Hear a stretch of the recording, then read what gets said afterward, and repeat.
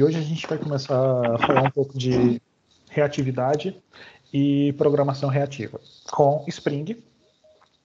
Eu tenho planejado também fazer uma revisão com vocês, mostrar código, enfim, se a gente não vê código, a gente não fica muito feliz, então teremos código rodando. Tem uma parte que eu programei também, contudo talvez não seja possível, é uma parte que a gente ia implantar isso em nuvem. A ideia era que isso fosse implantado no Heroku, mas agora à tarde o Heroku está fora do ar para login, dashboard, então pode ser que a gente não consiga implantar no Heroku. Mas eu vou deixar o link de referência para vocês, então caso vocês queiram acessar posteriormente, bom, vai estar lá, então o conteúdo vai estar disponível, ok? Então vamos lá, vamos começar. Vou partilhar minha tela com vocês. Quando vocês estiverem vendo, por favor, me sinalizem que vocês já estão vendo. Vejo o teu ecrã. Sim. Já estão vendo, né? Sim. Ok, muito obrigado. Bom, então vamos lá. Então vamos falar sobre Spring, Reactive e Webflux. Bom, a primeira coisa que eu tenho que dizer para vocês é que, bom, reatividade não é React. Isso, exatamente. Pode parecer besteira. Quem viu aqui achando que ia ver sobre React, por favor, não fiquem bravos comigo, mas isso é uma confusão muito comum e no passado já deu muitos problemas. Porque a reatividade, ela tem congressos, ela tem, enfim, o paradigma de programação reativo, tem uma comunidade muito grande, e o primeiro evento que foi realizado sobre reatividade, apareceu muita gente, muita gente, porque, enfim, é um paradigma novo, então, assim, esperava-se que aparecessem poucas pessoas, porque, enfim, não era algo tão disseminado. Só que, nesse primeiro evento que ocorreu sobre reatividade, apareceu muita gente e muitos programadores React, porque achando que era um evento do React e não de reatividade. Então, enfim, são coisas diferentes, as coisas podem ser intercambiáveis em algum momento. React pode usar perfeitamente reatividade, mas não são a mesma coisa. Então, assim, nós vamos ver aqui reatividade, programação reativa, ou seja, um novo paradigma, usando, claro, Spring Reactive e Webflux. Não que somente o Spring no Java implemente reatividade. Não é isso. A gente tem outros frameworks que implementam, a gente vai dar uma breve olhada neles. Por exemplo, o Quarkus também implementa reatividade, então assim, vocês conseguem usar a reatividade dentro do Java, enfim, tranquilamente. Então vamos lá. Nossa agenda hoje, então nós vamos reatividade, Spring Webflux, ou seja, a API, vocês vão ver que é bastante simples de se usar reatividade com Spring Boot, não tem muito segredo. Existem algumas peculiaridades que devem ser observadas. Então, assim, nós vamos chegar lá, nós vamos ver essas características. Então, assim, bom, temos muita coisa a ver e vamos ter um pequeno hands-on. Eu compartilhei com vocês aí no chat um link do meu GitHub, que tem um projeto. Vocês podem fazer o download desse projeto, vocês podem fazer o fork, enfim, o que vocês acharem melhor. Lá vai ter um projeto pronto para rodar, basta rodar o MVN, no README dele vai ter o Clean Package, e também temos um pequeno projeto em Angular lá dentro, que não faz parte dessa apresentação, é basicamente para a gente ver o que está acontecendo, ok? Então vamos lá. Bom, aqui está o core da reatividade. Como assim o core? Bom, como eu disse para vocês, é um novo paradigma. Tá, só uma informação importante. Se vocês tiverem dúvida, por favor, podem falar, podem perguntar, dúvidas são importantes. Não existe dúvida besta, não existe dúvida idiota, todas as perguntas são muito bem-vindas e válidas. Então, se vocês tiverem dúvida, por favor, perguntem, sintam-se à vontade. Bom, dado esse disclaimer, sem mais delongas, vamos lá. Bom, aqui estão os pilares da programação reativa. O nosso programa, a nossa aplicação reativa, ela tem que ser elástica, responsiva, resiliente e message-driven. Elástica quer dizer o quê? Quer dizer que ela tem que ter plasticidade de recursos, ela tem que conseguir crescer, ela tem que conseguir reduzir de acordo com a necessidade. Responsiva, ela tem que se adaptar às mais diversas entradas e saídas, ou seja, é basicamente uma aplicação responsiva. Resiliente, ou seja, ela tem que ser fault tolerant, ou seja, se sua aplicação cai, ela tem que conseguir se recuperar. Se você recebe um estresse de carga, ela tem que conseguir se recuperar. Em Message Driven, significa que a gente vai trabalhar com um padrão de projeto bem interessante e o que algumas pessoas já conhecem como mensageria, como Subscriber Publisher. Então, essencialmente o padrão Observer. Nesse caso, mais para frente vocês vão perceber que isso casa perfeitamente com o que a gente tem hoje. E aqui eu não sei se vocês conhecem, mas a gente já consegue usar reatividade no Java já tem algum tempo. A gente tem uma lib chamada ReactiveX. Ela existe para Java, ela existe para as mais variadas linguagens que a gente pensar. Por exemplo, para o Angular, eu sei que tem o RxJS. Eu sei que para o Java tem o ReactiveX. Eu sei que tem para Node, eu sei que tem para Python, eu sei que tem para Go, eu sei que tem para PHP, enfim. A gente consegue trabalhar com o paradigma reativo nas mais diversas linguagens. Então, assim, a gente pode explorar ela de maneira confortável em qualquer plataforma que a gente tiver. Ok? Bom, aqui a gente vai começando a entrar agora no universo Spring e no universo MVC. Então, sim, aqui a gente tem esse diagramazinho de Venn que vai explicando mais ou menos o que é comum para o outro e comum e o que é diferente. Bom, aqui a gente tem basicamente o MVC versus Reactive no contexto do Spring, ou seja, nós temos o Spring MVC e o Spring Webflux. O que a gente tem de comum? Bom, a gente tem um controller, a gente tem um Tomcat, a gente tem um Jet, a gente tem um Undertal, a gente tem clientes reativos. Aqui mais para o lado, Spring MVC, que é o que a gente conhece, que é o mais tradicional. Bom, a gente tem uma lógica imperativa, que a gente fala o que a gente quer, da forma que a gente quer. A gente tem o driver JDBC, a gente tem JPA e a gente tem chamadas blocantes. O que são essas chamadas blocantes? Eu faço uma chamada e espero uma resposta. Não é básica. O que significa isso? Eu vou fazer uma requisição e eu vou esperar essa resposta acontecer. Enquanto essa resposta não chegar, eu não saio de onde eu estou. No outro lado, com o Webflux, a gente tem endpoints funcionais, que a gente vai começar a trabalhar também com programação funcional. A gente tem um event loop, exatamente, aquele event loop que a gente conhece lá do Node. Então, esse conceito a gente vai utilizar aqui também. E a gente tem aqui o net. Bom, é uma coisa muito importante que a gente tem que saber é que quando a gente trabalha com programação reativa, o nosso servidor de aplicação e os nossos drivers JDBC devem ser adaptados para isso. Como assim? Bom, não é toda a base de dados que a gente vai usar que está preparada para programação reativa. Não é todo o servidor de aplicação, não é todo o container que a gente vai usar que está preparado para programação reativa. Por exemplo, eu sei que uma das versões mais recentes do Tomcat, ela está preparada para programação reativa, então a gente consegue usar. Mas hoje, no exemplo que a gente vai ter aqui, a gente vai usar o Net para fazer isso. E vamos usar como driver JDBC o MongoDB, que é mais simples, é mais tranquilo. Vocês vão ver que a gente vai ter uma pequena conexão com base de dados, mas isso já vai estar embutido na aplicação. Então, é só ter esse cuidado. Quando a gente trabalha com programação reativa, a gente tem uma especificação própria para isso, que é RJDBC, que é a Reactive Java Driver. O que significa isso? A gente não vai usar o modelo tradicional. Então, assim, quando a gente for decidir escolher que nossa aplicação vai ser reativa, a gente precisa ter essa atenção de que a gente vai ter que usar um servidor de aplicação ou um container diferente e também drivers JDBC diferente. Ok? Tu deste um nome específico ao modelo, a uma especificação, desculpa, o áudio cortou e eu fiquei sem perceber. Sim, exatamente. Assim, a gente tem a especificação JDBC, que é o core do Java para acessar a base de dados. Sim. Mas quando a gente vai com programação reativa, a gente vai ter o RDBC. Ok. Basicamente, o pessoal resolveu fazer isso diferente. Eu vou mostrar isso na prática para vocês, porque assim, quando a gente trabalha com Spring Boot e Spring Data, a gente tem um repositório para acessar a base de dados. A gente vai ver que, a depender do drive que a gente vai utilizar, a gente vai ter uma classe de repositório diferente. Eu vou mostrar isso para vocês na prática. E aqui a gente começa a entrar no universo assíncrono e síncrono. O que isso quer dizer?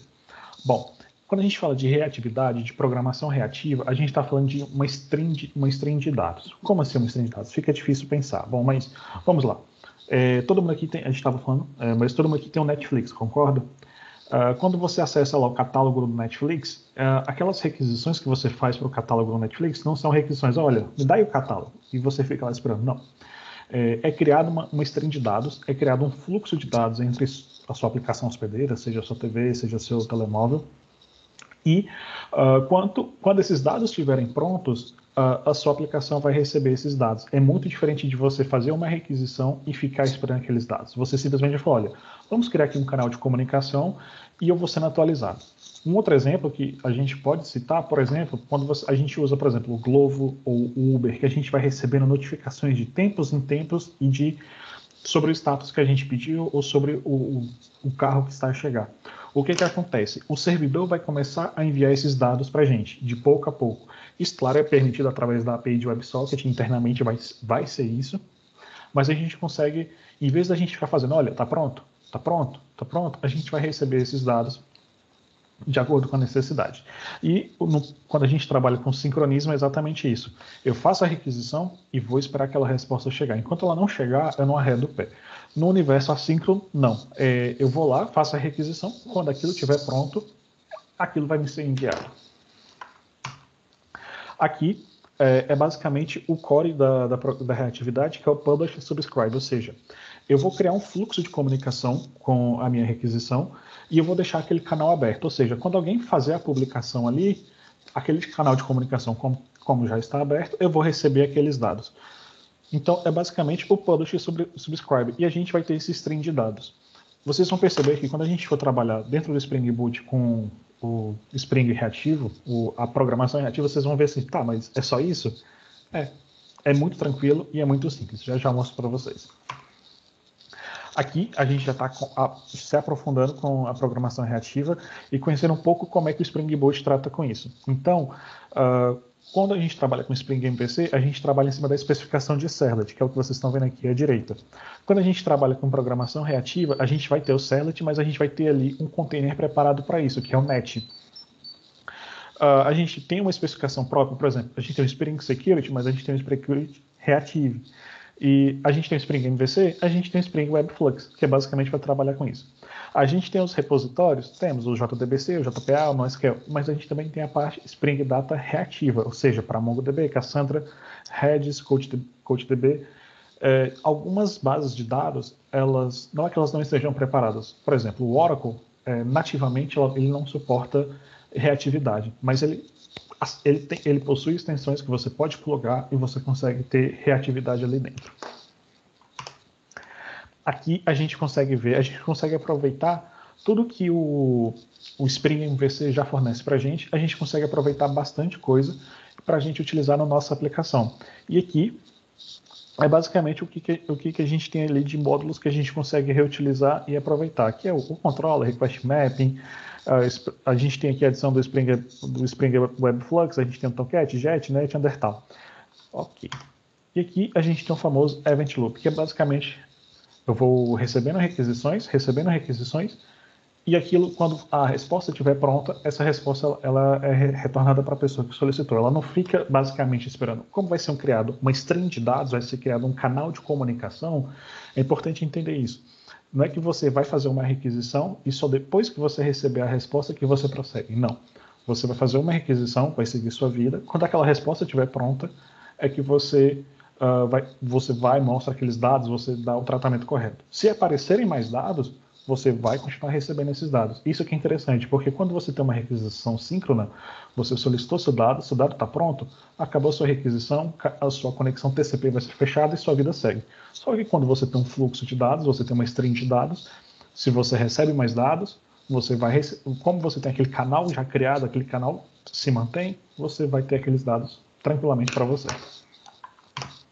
Aqui são atualmente os drivers que são suportados, ou seja, a gente tem o MongoDB, o nosso exemplo de hoje vai ter o MongoDB, o Postgres ele já suporta, o MySQL já suporta, MariaDB, por exemplo, o Red Hat Single Saigon, ele tem programação reativa e ele tem um MariaDB e o Microsoft SQL Server. Esses são os que hoje são suportados nativamente esse padrão.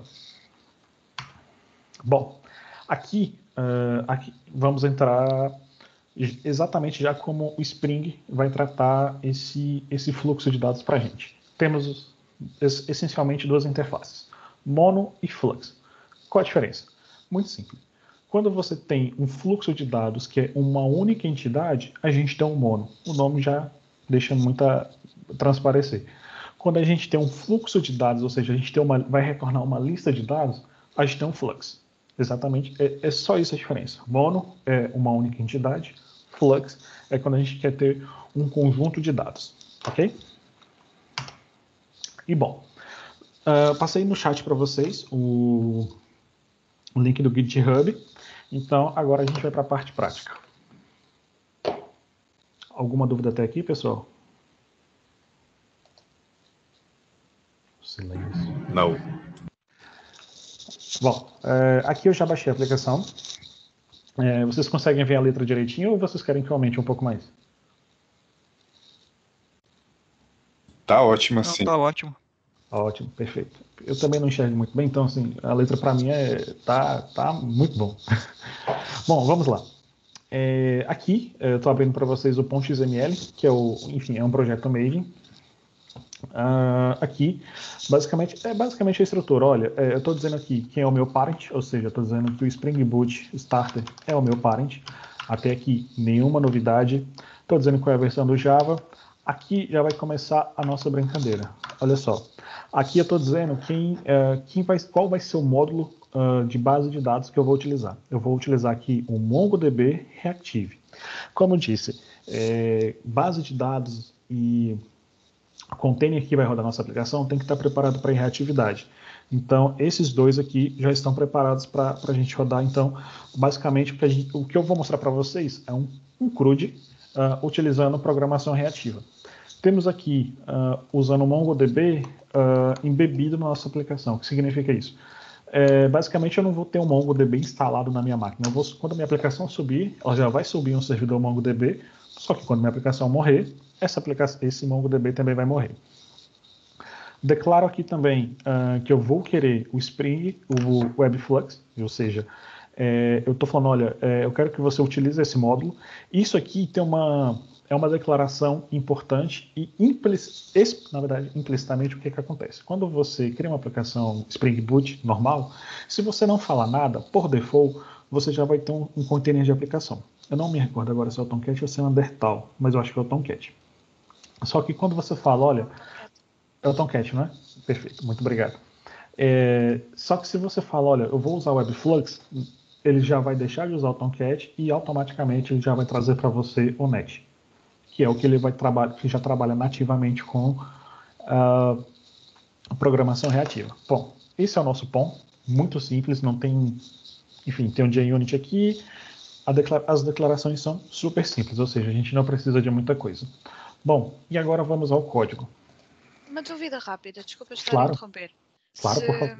Se não declaras nada, usamos um Tomcat. Se declaras dessa forma, usamos um Netty. Exatamente. Consoante a declaração, varia o servidor aplicacional? Exatamente. Foi isso que eu percebi? Ok. Exatamente. Por exemplo, se você falar, olha, eu não gosto do Tomcat, eu quero usar o Undertal. Bom, você vai ter que falar aqui que você quer usar o Undertal. Só que como você está usando o Webflux, ele já vai substituir, ele já não vai mais colocar o Tomcat e vai colocar o Net para você. Porque até agora, eu não sei qual, eu sei que uma das versões mais recentes do Tomcat já está atualizada, mas aqui eu teria que subir a versão do Spring Boot para utilizar, mas por default, nessa versão aqui do Spring Boot, se você não fala nada, ele já vai te baixar o Net e você vai conseguir executar sem problema nenhum. Ok, obrigada. Ok. Bom, vamos lá. Temos aqui um controller, repositório. Bom, vou começar aqui com o repositório. Vou começar aqui com a entidade. Ela vai fugir um pouquinho do nosso escopo, mas rapidamente eu falo. Bom, como a gente está usando o MongoDB, a gente não está utilizando o @entity.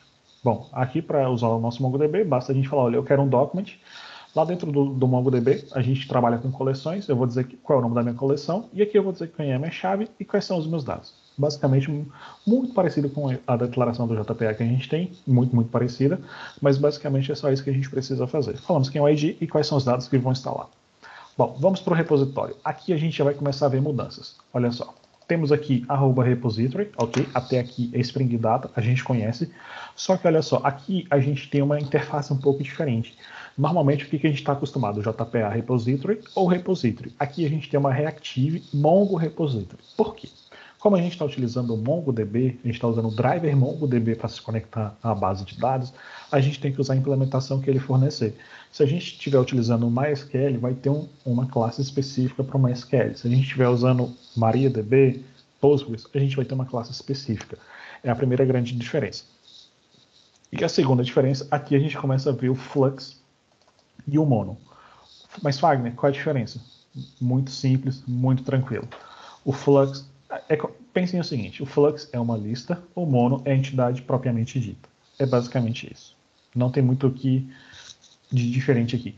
Eu coloquei esse webconfig aqui, mas basicamente foi um course como tem uma aplicação, uma pastinha JS aqui, não sei se vocês prestaram atenção, tem uma pastinha JS que a gente sobe uma aplicação, essa aplicação não faz parte, é basicamente só para a gente ver os dados sendo atualizados automaticamente. Como deu um problema de CORS, eu vim aqui e criei esse filtro MVC para que a gente, esse web configure para a gente, só para simplesmente falar, olha, deixa passar qualquer requisição. É só para a gente resolver o problema de CORS, essencialmente. Bom, e aqui nós vamos ter a controller. Bom, até aqui a gente viu que tem só pequenas diferenças, ou seja, nós temos que usar uma interface diferente para utilizar a programação reativa, e em vez de retornar um list pessoa, um list estudantes, a gente vai retornar um flux ou um mono, essencialmente isso. E aqui a mesma coisa. Percebam que a gente continua utilizando a notação do Spring MVC, só que aqui a gente está falando, olha, eu quero um mono ou eu quero um flux. É somente isso que a gente vai ter que mudar na nossa aplicação. O que isso tem de efeito? Bom, o que isso tem de efeito é nossa aplicação já está preparada para usar programação reativa, ou seja, de acordo com as requisições que a gente receber, a gente já vai responder de forma reativa. Então, assim, isso ficou muito mais fácil para a gente poder trabalhar. Ok? Aqui, novamente, um post, isso é Spring MVC, e aqui a gente está retornando uma resposta, Spring MVC, mas só tentando, a gente retorna ou um mono ou um flux. Ok? Aqui tem alguma mudança? Não, aqui é Spring normal. Então, bom, aqui a gente já pode subir nossa aplicação e ver o que acontece. Então, eu estava aqui. Cadê a classe? Eu apaguei ela? Não. Bom, vamos simplesmente vir aqui e executar.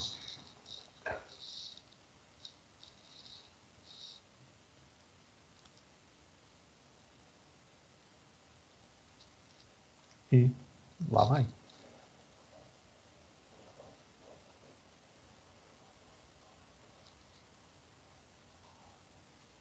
E pronto, nossa aplicação está startada.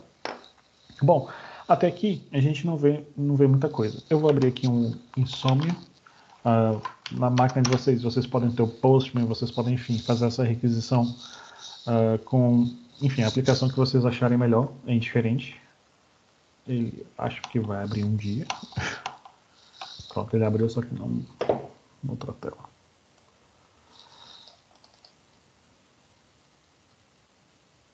Bom, aqui eu já tenho preparado requisições.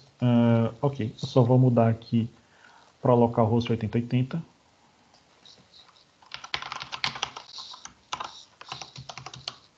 Ok. Vou fazer um send.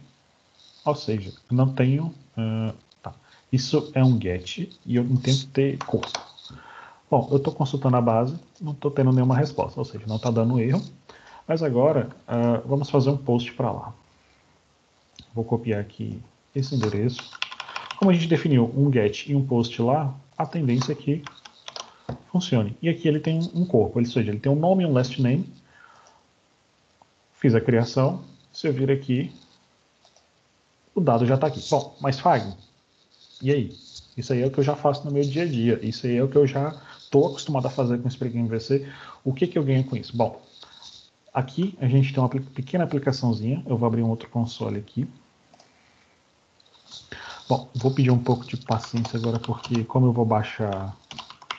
não sei se tem algum programa do JavaScript, se tem algum defensor do Node, mas eu vou ter que rodar uma aplicação JS agora, então o Node Modules vai praticamente derrubar minha máquina, que eu vou precisar rodar isso aqui agora.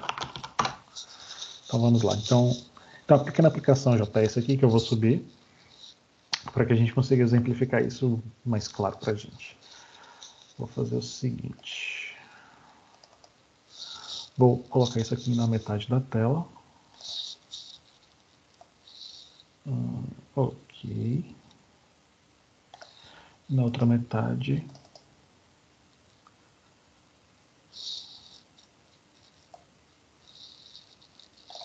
Ok. Não. Assim tá bom.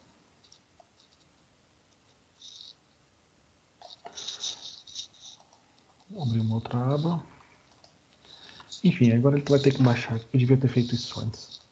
Mas ele vai basicamente baixar a internet toda aqui. Nada que... Pô, aguardar um pouco, que aí agora a gente vai realmente ver um pouco diferente.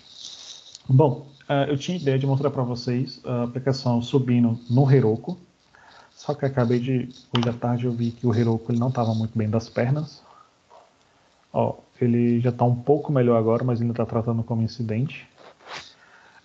Eu ia mostrar para vocês como subir essa aplicação no Heroku, que é um tipo de nuvem.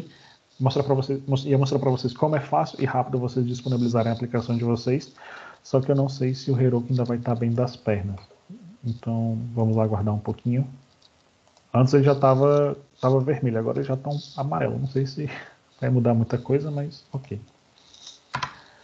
Vamos ver aqui. Minha máquina está quase explodindo. Baixando essas paradinhas de Node. Percebam que eu não sou programador front-end, então assim, o front-end que eu criei está bem, bem feio. Então, por favor, não reparem. A ideia é só exemplificar o poder da ferramenta. Estás desculpado. Ok, muito obrigado. Para mim, uma tela branca ela é muito bonita, visto que funcione. Então, ok. Nós temos certamente coleguinhas que fazem um front-end muito bonito. Eu admiro o trabalho deles, então respeito. Tem que ter muita criatividade para aquilo. Para mim, isso aqui já é lindo. Ó. Uma barra branca ali. Se essa busca funcionar, tá perfeita. É funcional. Para que melhor? Para que eu quero uma animação ali? Não quero. Ok. Tá baixando. Se tiver algum programa do Node, JS, sinta um pouco do meu ódio, que ele tá quase queimando minha máquina aqui, baixando esses módulos do Node. Mas aí tu quer rodar o Java mais o Node, aí pô, Né? tem que ter uma maquininha mais pesadinha um pouco, né? Eu tenho que ter um cluster, né, para rodar isso aqui. Exato. Olha só. Por isso que ele usa o Heroku. Exato, ia colocar tudo lá, ele processasse lá. Como eu odeio. Eu lembro de um meme. Eu não vou colocar aqui porque isso está sendo gravado, mas tem um meme de um senhor tocando uma musiquinha, um gatinho dançando com um Node Models. É o que eu estou sentindo agora. É o tipo do Windows. Eles fizeram esse mesmo meme pro Windows, do Windows Defender. Exatamente. É exatamente isso que eu estou sentindo agora. Olha só, o bicho está usando aqui uns arquivos CPP, velho. CC++. Ok, tudo bem. Eu não sei porque ele vai fazer tanta coisa. Mas eu só quero depois disso tudo dar um ng-serve e ter a tela. Basicamente no fim do dia é isso que eu vou fazer. E olha que minha internet nem é ruim. Eu sinto que ele está compilando o Node. Tipo, olha, eu vou compilar aqui e já vou disponibilizar para a internet. Ok. Aguardemos mais um pouco. Enquanto isso, eu estou vendo um computador processando, fritando aqui. Tá. Alguém tem alguma dúvida em relação às interfaces, ao estilo de programação que mudou? Porque assim, não mudou muita coisa, mas basicamente nós temos agora duas classes, duas interfaces, que é o Flux e o Mono. Ó, ele terminou? Terminou. Nossa, que linda. ng-serve.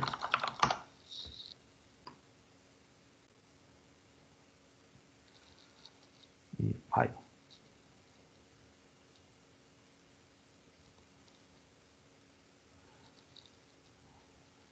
Ok. Você não vai nem falar a porta que você vai subir? Nada? Ok. Eu chutaria que eram 4.200.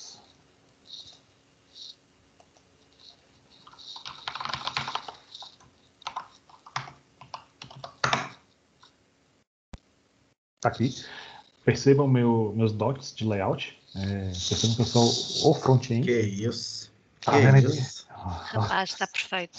Olha só, eu me sinto orgulhoso disso aqui. Nossa. Isso aqui não é nem design, é o UX design. Tá, vamos lá, pessoal. Temos aqui. Deveria trazer já. Ó, já trouxe aqui. Percebam que ele não foi imediato. Vocês perceberam isso? é exatamente isso que eu quero que vocês percebam. Essa requisição, o momento que quem vai decidir que vai retornar isso para vocês não é blocante. Isso quem vai decidir é o container do Spring. Ou seja, se você quer aquele dado imediato, calma lá, Veloz, não é assim que vai funcionar. Esse dado pode demorar um pouco a trazer, mas ele vai ter uma coisa muito importante para a gente. Ele vai ter escalabilidade. O que significa isso?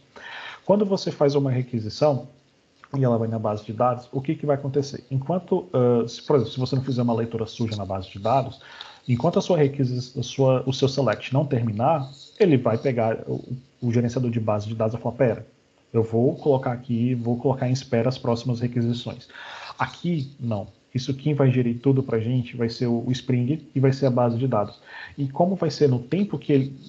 Falar que ele no tempo que ele quer é um pouco pesado, mas como vai ser no tempo dele, isso para a gente é como se fosse o stream de dados para a gente. A gente precisa daquele dado vai ser retornado, mas quem vai gerir quando isso vai ser retornado não é mais blocante. Ele vai ficar naquele loop de eventos e quando ele ficar pronto, ele vai vir para a gente.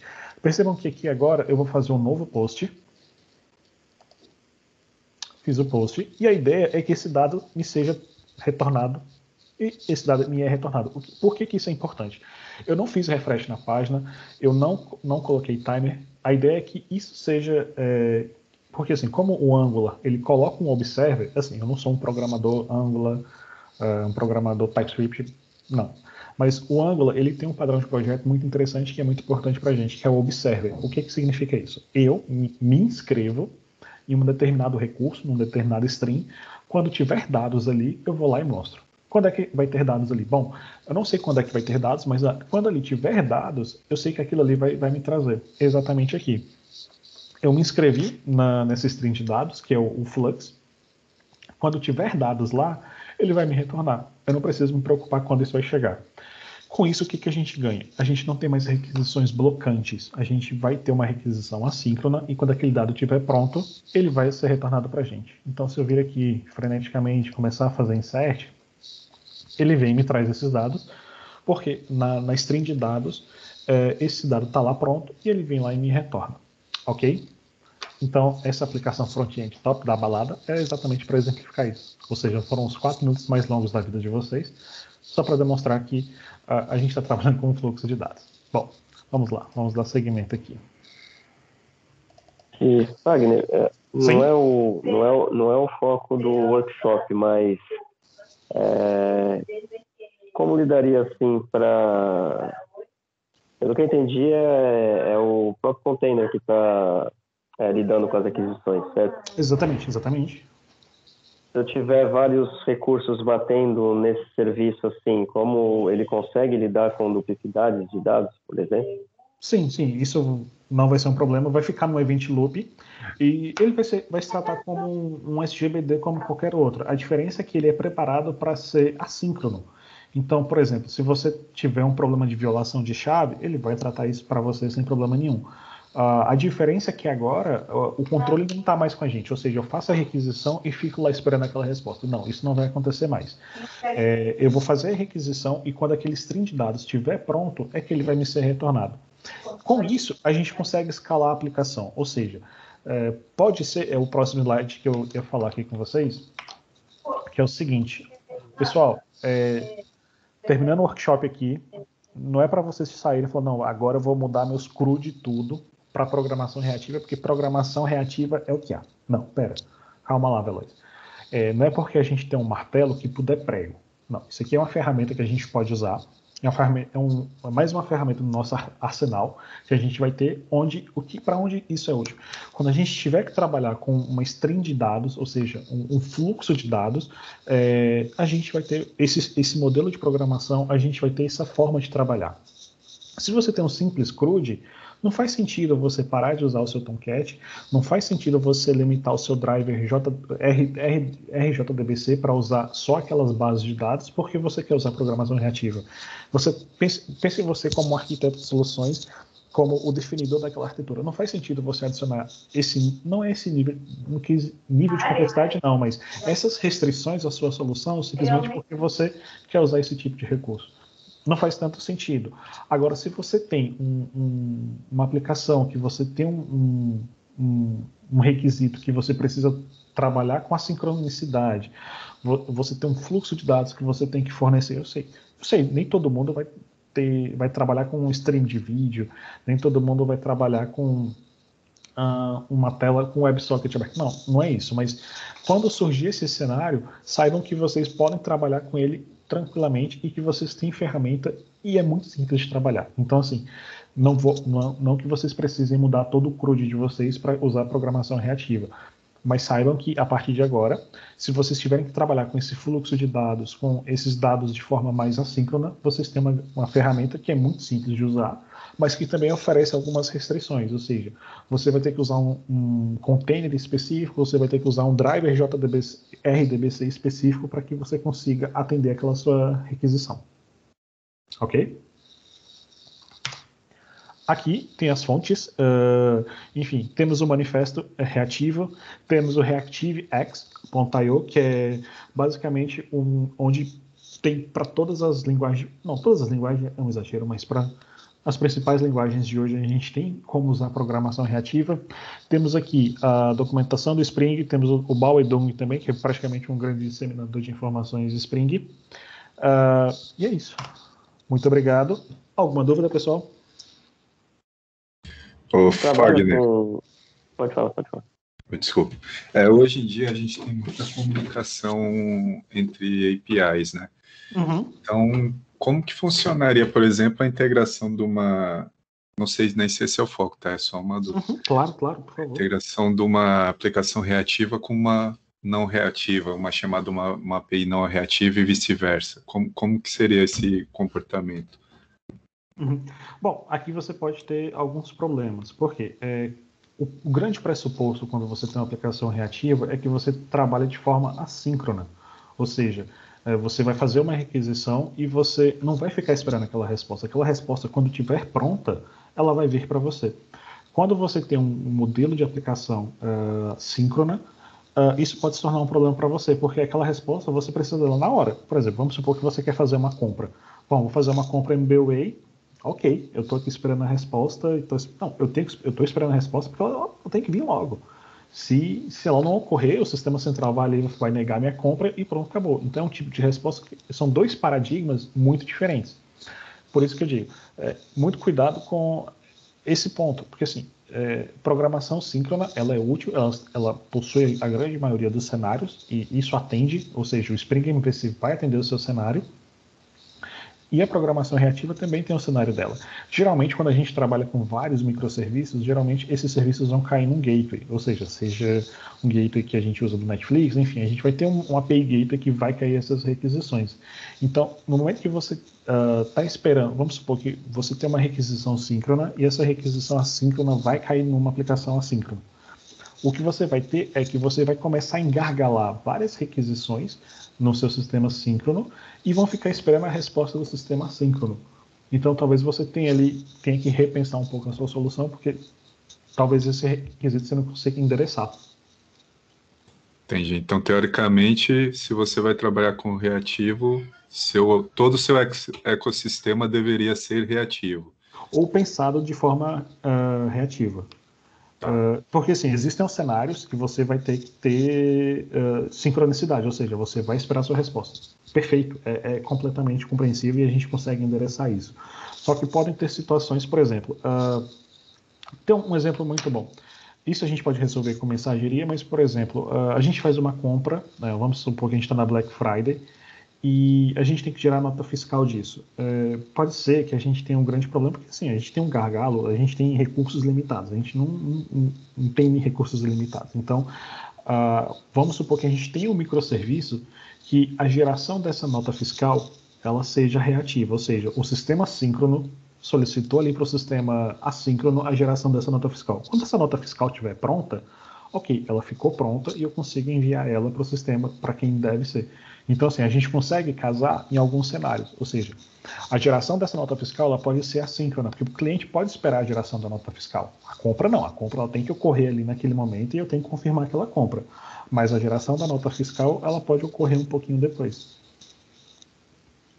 Boa. Eu estou vendo a mãozinha levantada. Acho que sou eu. Diga aí. Só ia perguntar se o Webflux também trabalha com gRPC. gRPC? Sim. Olha, eu não vi referência para gRPC. Não vi. Mas não saberia te informar. Ok. Pessoal, mais alguma dúvida? Mais alguma dúvida em relação ao código? Mais alguma dúvida em relação ao que foi dito? Alguém não entendeu nada? Pode perguntar, fiquem à vontade. Você tem algum exemplo? Eu vou voltar mais um pouco nessa parte de integração entre APIs. Você tem algum exemplo aí de integração entre APIs? Porque hoje a gente usa bastante o Fan Client ou o REST Template. Deu uma pesquisada pro reativo, a galera tá usando bastante aquele Web Client. Web Client, justamente. Só que o Web Client você tem que ter atenção ao JDK que você está utilizando. Por exemplo, com a JDK 11, o Web Client ele não vai funcionar, porque ele vai precisar de fazer algumas chamadas via reflexão e ele não vai funcionar. Você tem que fazer uns cambalacho ali.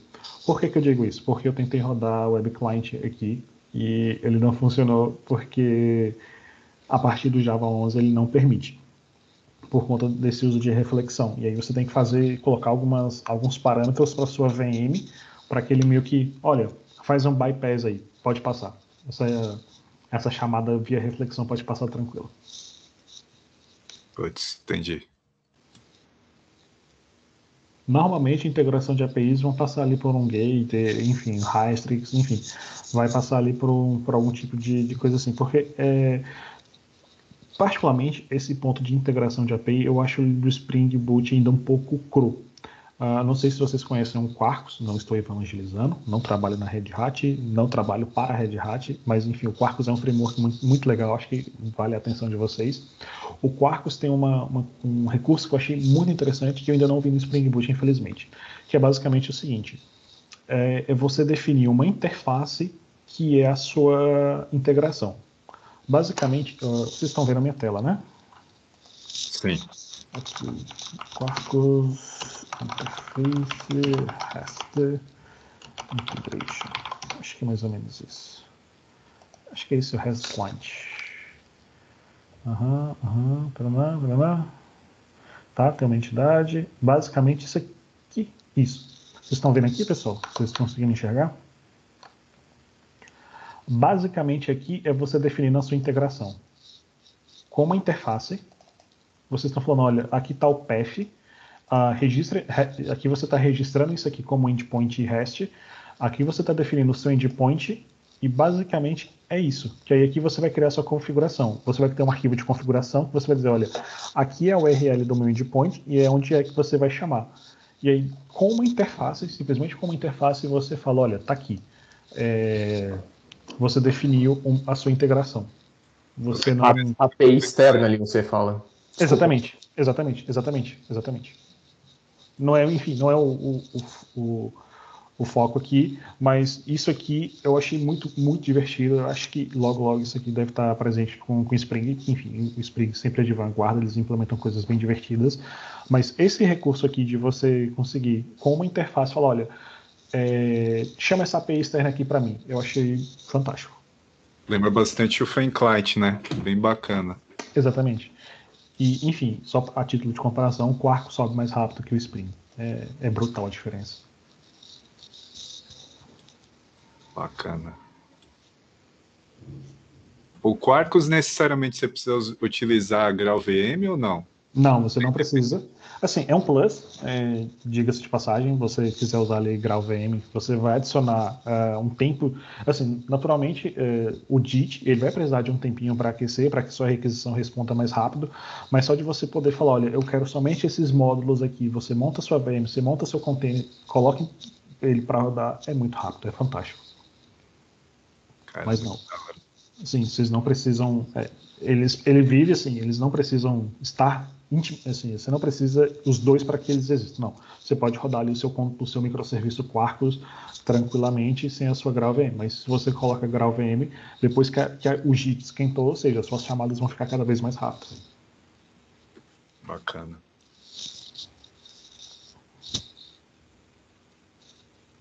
Ô, Fagner, Sim. mais uma dúvida. Ali na parte do código, você utilizou Flux para retornar um string de dados. Numa chamada interna, como que você manipularia isso? Hoje a gente está acostumado muito com list, né? Trabalhar com list, ó. Você Sim, teria sim. que bloquear ela para você trabalhar Não. os dados? Como é que A partir de então, você vai utilizar Flux e Mono dentro da sua aplicação. Certo. Saindo aqui a gente tem um repositório, ou seja, aqui eu estou simplesmente da controller chamando repositório, não façam isso, a não ser que, enfim, vocês tenham uma boa razão para isso, mas vocês poderiam ter um serviço aqui e você precisa processar, vamos supor que, olha só, eu tenho que puxar mais alguns dados, você vai continuar trabalhando com Flux e com Mono. Quando você vê essa interface, tudo bem, eu aceito isso. Quando vocês verem o que vocês conseguem usar uma string de dados, você consegue chamar push, vocês conseguem chamar map, vocês conseguem chamar filter, vocês conseguem chamar muita coisa aqui. Ou seja, vocês vão ter como se fosse uma lista, só que agora vocês vão ter um fluxo, vocês vão ter uma string de dados. Então você consegue trabalhar em cima desse string como se você estivesse trabalhando com uma lista. Você não precisa mais usar o list. Não, você pode continuar usando o seu flux, que você vai ter o seu fluxo como se fosse programação, como se fosse não, é uma programação funcional. Você só muda um pouco a forma de pensar. Olha, eu quero usar aqui, quando você tinha uma lista, você tinha lá, eu quero minha lista, .string, .filter, .map, .flatmap. Ok, aqui você vai ter, você não precisa mais chamar o string, ele já é uma string, ele já é um fluxo de dados. Então você fala .filter, .map, então você trabalha em cima do fluxo. Bacana.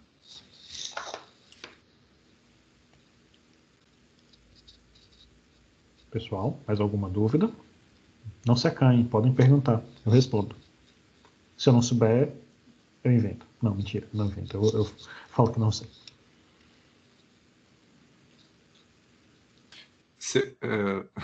Voltar mais uma vez essa parte de API. Uhum. Se a galera não está perguntando, eu vou perguntando. Fica à vontade, fica à vontade.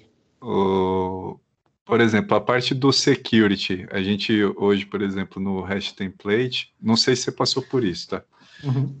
No Hash Template a gente tem aquele interceptor para a gente setar, por exemplo, a gente tem chamada entre APIs, a gente precisa propagar um token. Uhum. No Hash Template a gente costuma usar aquele interceptor. Uhum. No reativo, tem algo parecido? Ou Sim. você chegou a ver algo do tipo? Eu já vi, não trabalhei diretamente, mas já vi. Quando você trabalha com o mundo reativo, você tem Spring Security Reactive. Você tem, aqui é o link do Bawidung, o Bawidung é muito divertido, mas eu queria achar o oficial.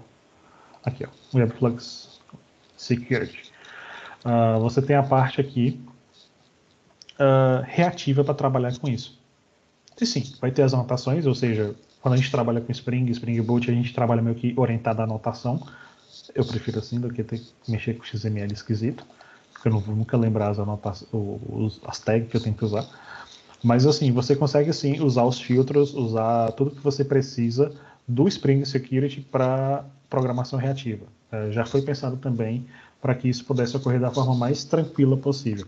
Vocês perceberam que é muito tranquilo eu adaptar ali meu endpoint síncrono, ou seja, em vez de eu retornar ali um list, ou a própria entidade, ou um DTO, ou um VO, vou trabalhar com um mono e vou trabalhar com Flux. Aqui com Spring Security também vai ser a mesma coisa, vai ser muito similar. Bacana.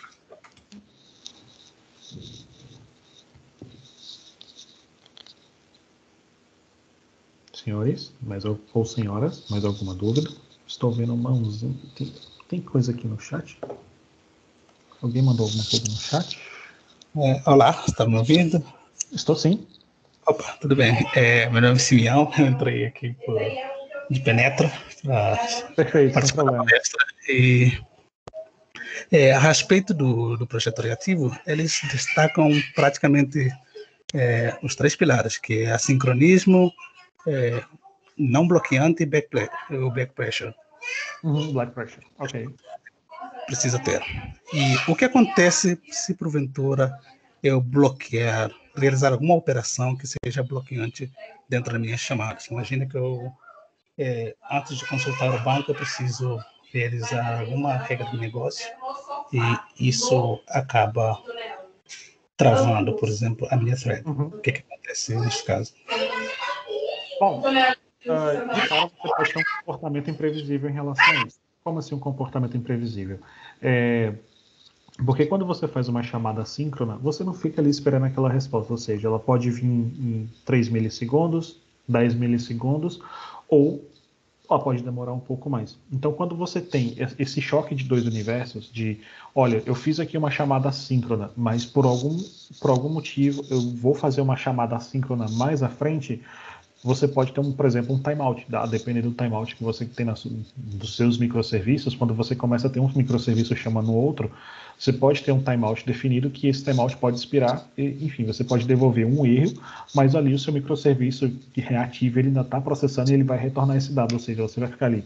Olha, eu tive para o front-end, para quem fez a requisição, eu tive um timeout, mas ele foi processado. Ou não, você pode acabar tendo comportamentos imprevisíveis. Por isso que quando você vai planejar ali o seu ecossistema, você vai planejar os seus endpoints reativos, você pense em que essa chamada assíncrona ela pode demorar muito pouco, ela pode demorar um pouco mais. Então você pode delegar para ela, pensar em delegar para ela, pensar cenários que a resposta, você deixa aquele fluxo de dados ligado e quando ele estiver pronto, ele vai estar pronto. Eu sei que é um pouco difícil a gente pensar assim, é um pouco contraintuitivo, eu entendo. Mas, por exemplo, se eu estou ali no aplicativo do iFood e eu estou vendo a evolução do meu pedido, ok, eu tenho ali um canal de comunicação, quando tiver uma sensibilização ali do lado do back-end, vai aparecer uma nova notificação aqui no front-end para mim. A aplicação, ela não precisa ficar chamando, e aí, tá pronto? E aí, tá pronto? E aí, já chegamos? Já chegou? Já chegou? Não, não é isso. Você vai ter ela ali, você criou uma comunicação TCP, você tem uma conexão ali aberta, ela vai ficar através de WebSocket, isso é possível, isso vai ficar aberto. E quando lá no seu back-end, no fluxo de dados, tiver alguma coisa, ele falou, tá aqui, pode enviar para o front-end. Ou seja, para quem se inscreveu naquele canal, quando houver uma publicação, ele vai ser publicado para quem solicitou. Fantástico. Obrigado. Ok.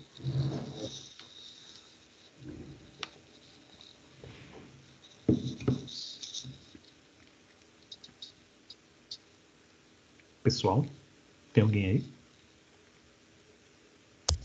Sim. Bom, por mim, já encerrou, acho que era isso. Vou ver aqui a questão do Heroku, ver se ele ficou mais gentil. Ele está dizendo que está ok, então vamos lá.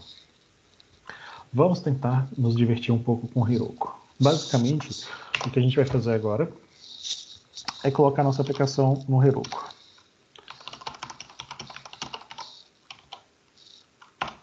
Não garanto que vai funcionar.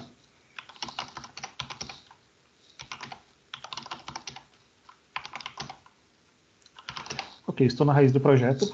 Vou fazer... Alguém de vocês não conhece o Heroku? Eu. Ok. Eu. Ok, perfeito. Sem problemas. Vamos lá. Vocês conhecem a AWS. Vocês conhecem o Azure, correto? Sim, sim. Vocês acham fácil mexer naquela interface lá? É tranquilo de mexer, de implantar alguma coisa lá? Não. Mais ou menos. Eu acho aquele console um pouco complicado, vou falar para vocês. Não é que seja difícil, mas eu acho ele um pouco complicado. O Heroku, ele basicamente tem essa ideia... Uma brasileira. Oi? Uma brasileira em Europa. Wagner? Oi. É porque eu ouvi alguém falando e eu não sei se ela está falando comigo. Ok. A questão basicamente é o seguinte, o Heroku ele é basicamente um cloud provider, onde a interface de implantação é um pouco mais simples, ela é um pouco mais tranquila, você não precisa criar um IAM para, olha, eu vou implantar minha aplicação, vou definir qual é a rede que ele vai estar, não, é um pouco mais simples. Ele não é tão completo quanto o AWS, quanto o Azure, mas ele é um cloud provider que fala assim, eu quero colocar minha aplicação ali rápido e fácil. Beleza, você consegue fazer isso tranquilamente. Eu vou aqui, é o Heroku CLI. Ele tem para Linux, através, por exemplo, do Snap. Ele tem para Windows, tem para Mac, não é um problema. Vamos ver se eu consigo fazer o login aqui. Mais cedo eu estava com problemas. Vamos ver se eu vou conseguir fazer o login aqui. Ok, me trouxe para cá. Tá falando que tá com problema no login. Logou. Oh. Ok, estamos aqui. Basicamente agora, eu não lembro o comando de cabeça. Aí eu vou usar uma colinha que vocês vão ver. Heroku Spring Boot. Eu já fiz o login, ou seja, eu já tenho uma conta criada no Heroku. Agora vocês vão ver como é que é difícil implantar sua aplicação. Fiz o login. Eu já criei minha aplicação Spring Boot, ela já está criada, já está bonitinha, já tem tudo comitado. Basicamente agora, eu vou fazer um Heroku Create, ou seja, eu vou criar minha aplicação dentro do Heroku. Ele criou lá minha aplicação dentro do Heroku. E agora eu vou implantar minha aplicação lá no Heroku.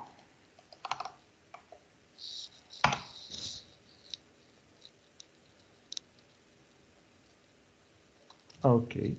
E aí ele vai subir minha aplicação. Vai pular meus testes, vai downloadar a vida. Nada como o Node. Claro, que o MVN é um cara legal. Mentira, olha tanta coisa que ele tá baixando, meu Deus do céu. Mas agora baixa no Heroku, não na sua máquina. Exato. Não, isso aqui é lá no Heroku, não é mais na minha máquina, então é remoto, tá vendo? Então. Aí é melhor rodar no Heroku mesmo. Exatamente, tá vendo? O Heroku tem recurso, a minha máquina aqui é... Ó, pelo menos a build fez com sucesso. Tá lançando minha aplicação. Ok. Eu vou pegar esse endereço aqui maroto que ele me deu.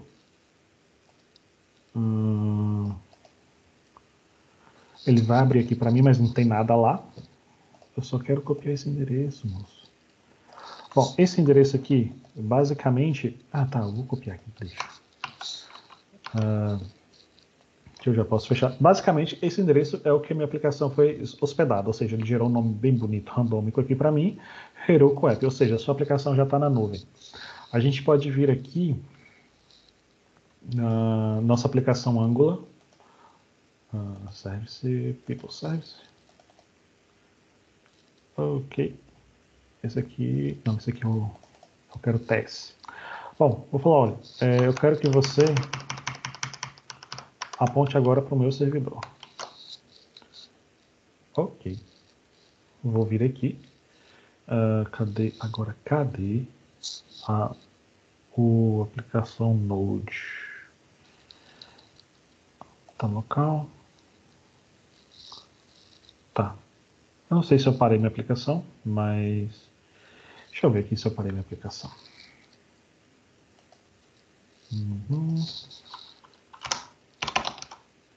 Acho que você parou sim.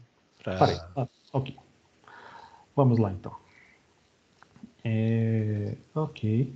Então vou voltar aqui. Vou voltar lá para aquele diretório. CD, RC, main, JS. Ok.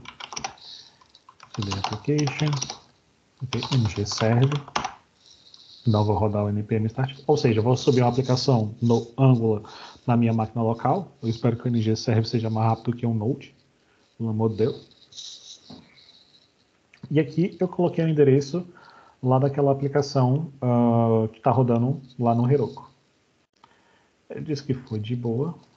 Vai aparecer aquele novo aquele front-end bonito que vocês conhecem. Não tem nada aqui. Eu vou vir aqui agora no Postman e falar, olha, eu quero agora aquele endereço que eu te passei lá. Só que está faltando uma parte, que é a parte mais divertida. Espera aí. Deixa eu só voltar que eu fiz uma coisa errada aqui. Eu preciso disso aqui. Pronto, tem que falar qual é o endpoint direitinho. Eu vou confiar de que esse hot deploy vai funcionar, que o pessoal do Angular é uns cara legal. Ok, vou voltar na Insomnia. Eu vou copiar aquele endereço lá, porque eu não decoro mesmo, então. Volta. Agora volta para o Insomnia. Só volta aqui, vim. Ok, vou fazer um post. Isso foi um post? Foi. E criou aqui no nosso... só que está local, né? Olha só, eu estou fazendo o post lá para o servidor remoto e tem um servidor local aqui consumindo esses dados. E vem aqui e aparecem os dados. Bom, isso aqui a gente implantou lá no Heroku. Caso você faça uma mudança na sua aplicação, basicamente você faz um novo commit, faz um push e sobe sua aplicação lá no Heroku. Ou seja, você consegue em menos, sei lá, exceto se ele não estiver fora do ar, como agora à tarde, em menos de 4, 5 minutos, 2 minutos você sobe sua aplicação e já consegue colocar ela disponível lá no Heroku. Por que eu sugiro o Heroku? Porque ele é mais simples de mexer, você não precisa configurar perfil de segurança, você não precisa configurar uma rede, você não precisa abrir umas portas, simplesmente para subir uma aplicação. Você simplesmente quer, olha, eu fiz aqui minha aplicação Pipoco do Trovão, que vai bombar, eu sei que ela vai estourar, é a solução ideal para todos os problemas da humanidade. Eu não preciso aprender naquele console da AWS. Eu não preciso me matar para aprender aquele console da AWS. Nada contra a AWS, assim, só acho um pouco complicado para quem está começando. E o Heroku, você tem 24/7, desde que você não ultrapasse alguns limites, mas você tem uma cota gratuita lá dentro do Heroku que você consegue colocar suas aplicações. Mas, Fagner, eu quero uma aplicação agora com uma base de dados não mais em memória. Vocês perceberam, quando a aplicação cai, a nossa base de dados morre. Tudo bem, você consegue ali ter bases de dados não relacionais, bases de dados reativas lá. O Heroku, ele foi criado pela comunidade da galera do Ruby on Rails. Eles queriam subir a aplicação rápido, então assim, é uma ferramenta fantástica para que vocês possam disponibilizar a aplicação de vocês. E tem os planos pagos, caso vocês queiram, que vocês conseguem, com poucos dólares, vocês conseguem rodar a aplicação de vocês. Ok? Alguma dúvida em relação a essa parte do Heroku? Não. A parte de configuração que você fez previamente, porque ali você rodou alguns comandos, mas para linkar a sua aplicação, para falar, manda para o Heroku, como é que você fez essa parte? Basicamente, deixa eu voltar aqui. Tá. Eu vou parar aqui minha aplicação rapidinho. Ok. Basicamente, eu fiz o login no Heroku, ok? Quando eu faço esse Heroku login, esse Heroku, o que tem um Heroku aqui? Basicamente é esse cara aqui, Heroku CLI. O Heroku CLI basicamente, para quem mexe, por exemplo, com Angular, é um CLI do Angular, são alguns comandos que vão facilitar a tua vida. Por exemplo, se você tem um Mac, você roda esse comando daqui do Braille. Se você tem um Windows, você vai ter um CLI. Se você tem um Windows, você pode usar, se você tem um Ubuntu, você pode usar o Snap para poder instalar. Ou você pode instalar também na mão, achar que vou compilar aqui. Você pode fazer também, não tem problema. Você faz o login. O que o login vai te fazer? Ele vai simplesmente abrir o teu browser e vai fazer o seu login lá. Depois você faz o Heroku Create. O que é esse Heroku Create? Você vai criar lá no dashboard do Heroku uma aplicação para você. Isso aqui, tudo que eu fiz aqui, você pode fazer pela interface, pelo dashboard do Heroku. Você criou ali o seu Heroku, fez o seu Heroku Create, ou seja, você cria a sua aplicação. Você vai fazer o Git Push Heroku Master. O que significa isso? É como se você versionasse dentro do Heroku a tua aplicação. Feito isso, se a tua compilação correr bem, ele já implanta a tua aplicação. Deixa eu ver se eu consigo acessar o dashboard do Heroku. Ele estava com problemas mais cedo.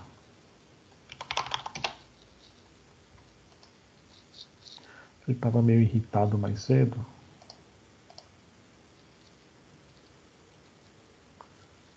Mas está aqui, ó. Está aqui as minhas aplicações. Aquela que eu acabei de implantar é essa aqui. Eu venho aqui e vejo o estado dela. É uma interface bem mais simples da gente trabalhar. não é tão complicado. Aqui você está vendo que vocês têm o pacote gratuito, vocês podem instalar, vocês podem verificar a saúde da aplicação de vocês com Heroku CLI, vocês podem criar uma pipeline aqui dentro, vocês podem versionar a aplicação de vocês podem conectar a aplicação de vocês com o GitHub, ou seja, olha, eu não quero que baixe aqui, eu quero que me conecte lá com o meu GitHub. Você pode simplesmente aqui pela sua interface fazer esse cadastro, fazer a criação de pipeline, você consegue fazer deploy, você consegue ver, enfim, tem todo o acesso aqui. Se vocês quiserem, olha, eu quero uma outra base de dados, não tem problema, vocês podem simplesmente falar, eu quero Postgres, não tem problema. Você vai ter aqui, enfim, base de dados, você tem o Heroku Postgres. Enfim, vocês conseguem aqui, vocês têm a parte gratuita, enfim, se vocês quiserem começar a dar mais carga, ou seja, vocês começarem a receber bastante requisições, naturalmente o pacote free vai expirar mais rápido, mas com o Heroku é só isso que a gente faz. Por isso que eu quis mostrar o Heroku. Com a AWS talvez fosse um pouco mais complicado de você gerir isso. Você ia ter que criar um IAM para isso, você ia ter que criar um tipo de recurso lá, você ia ter que liberar a porta no firewall, até você publicar a tua aplicação, você já ficou de saco cheio e já desiste e acha que não vai ser mais a melhor solução do mundo. Teoricamente, você só precisou criar sua conta no Heroku e o resto é de comando. Exatamente, para aqueles 3 comandos lá. Sim, mano. Muito simples. Sim, a ideia é exatamente essa, porque assim, nada contra a AWS, eu uso a AWS no dia a dia, uso o Azure no dia a dia, só que eu acho que para quem está começando a se inserir nesse mundo, quando quer disponibilizar a tua aplicação, talvez seja um pouco demasiado complexo. E talvez tenha que ser complexo mesmo, porque os recursos que a AWS provê, que a Azure provê, realmente é um universo à parte. Você tem ali N serviços, N ao quadrado, N imperiano, serviços que você tem que prover. Com o Heroku, você só quer implementar a sua aplicação, você só quer simplesmente falar, olha, deixa a minha aplicação rodando aí. E pronto, você publicou ali a sua aplicação, ela vai ficar rodando. Quando você fizer a requisição depois, ok, ela vai estar lá implantada. Bacana, muito da hora.